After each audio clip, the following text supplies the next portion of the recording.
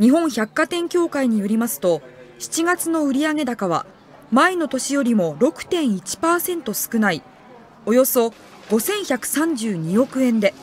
2ヶ月ぶりに前年を下回りました。1977年7月の4935億円に次ぐ低さとなっています。プレミアムフライデーに合わせて行った2度目の夏のセールは好調だったということですが、西日本豪雨、猛暑、台風などが相次ぎ、客足が遠のきました。帽子やサングラスなど日焼け対策の商品が好調だった一方、衣料品や食料品、家庭用品も減少しています。